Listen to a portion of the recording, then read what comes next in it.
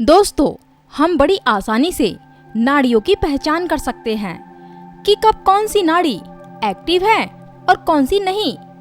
ईड़ा नाड़ी शरीर के बाईं तरफ होती है, पिंगला नाड़ी शरीर के दाएं तरफ होती है और सुषुम्ना नाड़ी बीच में होती है। शांत भाव से बैठकर अपने मन को सांसों पर केंद्रित करना होगा। दाएं हाथ को छिद्र के पास लेकर जाओ। तर्जनी उंगली मतलब अंगूठे के बगल वाली उंगली को नासिका के छिद्रों के नीचे रखकर सांस बाहर फेंकिए। ऐसा करने पर आपको किसी एक छिद्र से सांस का अधिक स्पर्श होगा। जिस तरफ के छिद्र से सांस निकल रही है, बस वही स्वर आपका चल रहा है।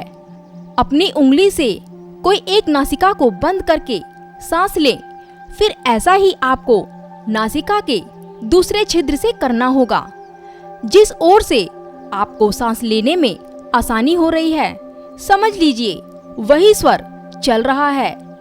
आपको यहाँ पर ध्यान रखना होगा कि जब स्वर बदलने की अवस्था होती है तो कुछ मिनट तक हमारी दोनों नासिकाओं से समान तरीके से सांस बाहर निकलती है। जब भी ऐसा होता है तो समझ जाइए कि दोनों स्वर चल रहे हैं, मतलब आपकी सुषुम्ना नाड़ी चल रही है। यह सिर्फ 4-5 मिनट ही चलती है। सुषुम्ना नाड़ी को शून्य स्वर कहा जाता है। दोस्तों, जरा ध्यान से इन बातों को सुनते जाइए। शून्य स्वर इसलिए बोलते हैं, यह नाड़ी सब कुछ नष्ट कर देने वाली होती है। सुषुम्ना नाड़ी में अग्नि तत्व का प्रवाह साक्षात काल का रूप कहलाता है। यह सुषुम्ना नाड़ी स्वर शास्त्र के अनुसार शुभ और अशुभ कार्यों के फल को जलाकर भस्म कर देती है। इसलिए इसे अग्नि का हवन कुंड भी कहा जाता है। मतलब आपके अच्छे और बुरे कर्म सभी नष्ट हो जाते हैं। इस सुषुम्ना नाड़ी के माध्यम से ही मोक्ष को प्राप्त किया जा सकता है। इसलिए दोस्तों, सुषुम्ना नाड़ी के बारे में ज्यादातर एक ही बात समझाई जाती है कि इसके बहाव में लाभ हानि, जय पराजय आदि कुछ भी विचार नहीं करना चाहिए। जो भी आप काम करेंगे उसका विपरीत फल ही होगा। लेकिन साधना के लिए ये सुषुम्ना नाड़ी सर्वश्रेष्ठ होती है। सुषुम्ना नाड़ी का मतलब होता है दोस्तों, दोनों नाड़ियों का ईड़ा और पिंगला यानी चंद्र और सूर्य का मिलन होना, जिसे संधि काल कहते हैं। जैसे रात के बाद दिन शुरू होता है, लेकिन दोनों के बीच जो काल होता है उसे संधि काल कहते हैं। दिन और रात का मिलन संध्या काल नहीं होता है। यह तो केवल एक ब्रह्मा प्रक्रिया है। वास्तविक संध्या काल तो सुषुम्ना नाड़ी में स्वर के बहाव को कहते हैं, जो कि दो स्वरों के मिलने से होता है। भगवान कृष्ण गीता में जिस हवन कुंड की बात करते हैं वह सुषुम्ना नाड़ी ही है। इसी नाड़ी के अंदर योगी अपनी समस्त मानवीय इच्छाओं को, वासनाओं की आहुतियां डाल देता है।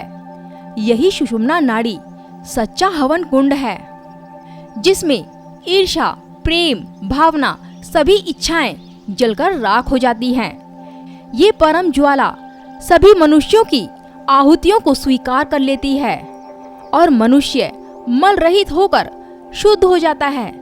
जब मनुष्य ज्यादा से ज्यादा समय सुषुम्ना नाड़ी में रहने लगता है तो उसकी अस्थियों से वासनाओं का सारा मांस अलग हो जाता है।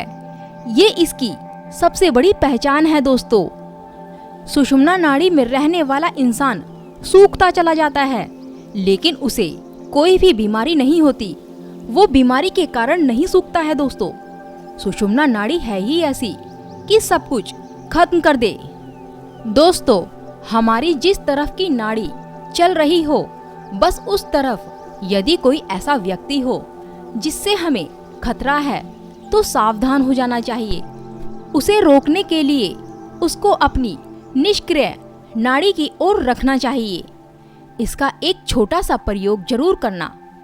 अक्सर हमारे घरों में या ऑफिस में ऐसे लोग आ जाते हैं जिन्हें हम पसंद नहीं करते हैं, लेकिन मजबूरी यह होती है कि हम उनको सीधे जाने को नहीं बोलते हैं। ऐसी परिस्थिति में आप उनको अपनी निष्क्रिय नाड़ी की ओर करके आजमाएं। आप देखेंगे कि जरा सी देर में ही वह खुद चला जाएगा। आप इसका विपरीत भी प्रयोग करके देख सकते हैं। यदि आप किसी व्यक्ति को अपने साथ बनाए रखना चाहते हैं, आप चाहते हैं कि वह आपके साथ और वक्त गुजारे, तो उसको अपनी सक्रिय नाड़ी की ओर रखकर देखें। दोस्तों, हम लोग मंदिर, मस्जिद, गुरुद्वारे या चर्च जैसे स्थानों पर जाकर दुआ, मन्नत, अरदास या ईश्वर से कुछ मांगने के लिए प्रार्थना करते हैं। तो इसके लिए आपको ये करना चाहिए, हमें सांस को अंदर लेते समय अपनी मनोकामना करनी चाहिए।